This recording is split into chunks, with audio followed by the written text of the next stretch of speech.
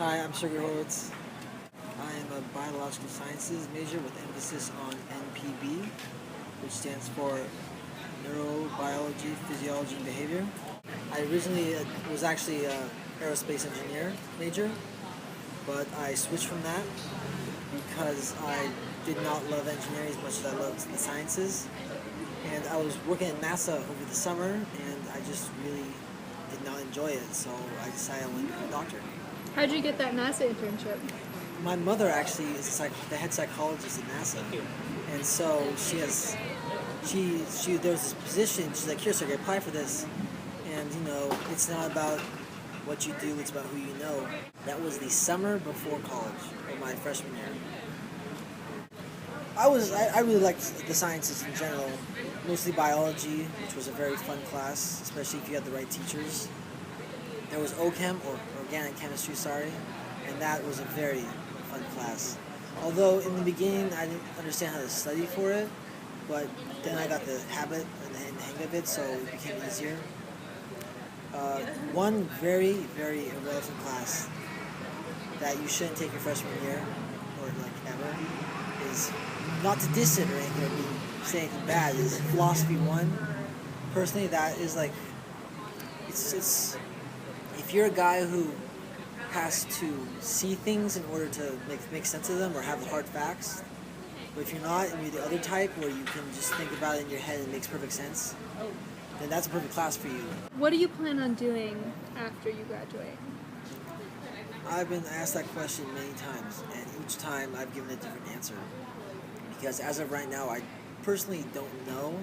Depending on which I will be a doctor, but there's certain specialties you should go for, and each specialty is hard, or some are harder than others. Like neuro or neurosurgery. Neurosurgery is really hard, or dermatology is very competitive, and the more competitive, the harder. That makes sense. So I want to be a dermatologist, but that is not set in stone. I will be happy with almost anything, but when you get to medical school, you actually go through all the different categories, and you choose from there which residency you will get into or want to apply for, and that is what will happen. So in medical school, I will decide exactly what I want to do. Where do you get most of your information about medical school?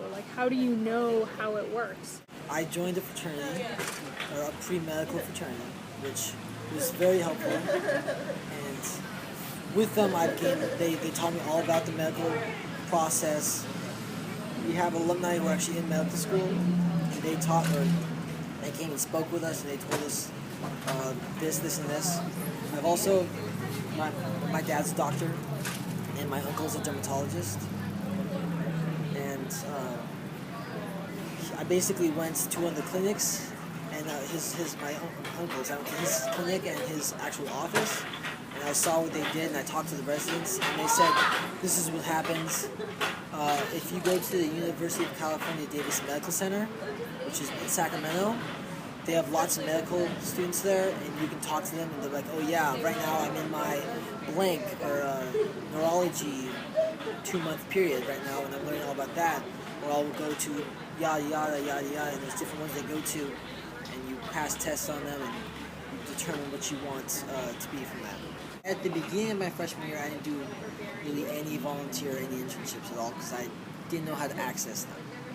But when I joined my fraternity, there's a person who's in charge of service events, and he basically just boom, boom, boom. He's like, these service events, do these, and I was amazed at the volunteers and the internships. It wasn't until fall quarter of my sophomore year that I just got incredibly lucky, because the classes I'd taken through my TA, I took Genetics 21.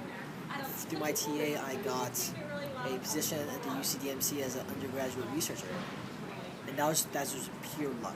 And then another TA asked if it's someone wanted me, in my Biz 2B, Biology 2B lab class section. She asked if anyone wanted to do some research with her, and I was like, sure. And so I did some research for about 6 months with her. And then during my winter quarter, I was a Biz 2B lab assistant, and I went around and I helped the TAs out in the labs. And there was a small discussion section for all those people who did that, but only a few showed up. And so the head person of that actually asked if anyone wanted to come work in the Biz 2B lab next year, because they were losing two undergraduate people. And I was like, sure. And they hired me, and so now currently I work there in the Biz 2B lab. And I do tons of volunteer events because of my fraternity I was in. They just provide a whole bunch. Oh, I forgot to mention, over the summer I did a fellowship at the UCDMC in the Department of Pathology. And that was because of who I actually knew. That was because I applied to it. You needed an application and 2 letters of rec. But only one of my teachers sent a letter of rec. So they said online that if you didn't have a complete application, they wouldn't look at it. I was like, oh, that sucks. But they sent me an email and said, hey, you're forgetting a letter of rec. Get like one of your references to send me one. I was like, oh, okay. So I had my boss, who was volunteering there, who actually works there in that department, write me one up, and then I got a job at the UCDMC undergraduate researcher one. In the Genetics 21, there was an essay due. And after class, the TA stays behind and you can ask her questions.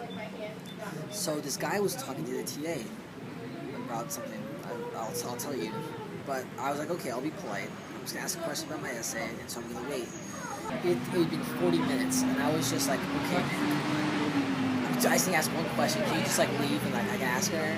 So 40 minutes goes by, and then when they start talking about medical schools, the TA says, oh yeah, like every now and then, every few years, me and my like co-workers will just like hire like or get a volunteer as an undergraduate researcher.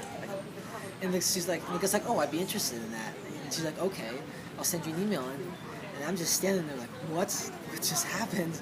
And so I was like, and I literally said, hey, can I get in on this? Those are the exact words. And she's like, yeah, sure, just give me your email. If you just saw that guy's face, like he'd been sweet talking her for the past 40 minutes, and I was just standing there, and I just like rode the wave with him. And so that's how I got that position. And I presented my research at the undergraduate research conference. I took 19 units last spring quarter. 6 of them were research units, which is 18 hours per week of research, or special units. I also currently, right now, there's a way you can sign up to do an internship at the UCDMC for 4 hours every week, and it gives you transcript notation. And you also work, right? I work in the emergency room. I volunteer in there, and it's from midnight to 4 a.m.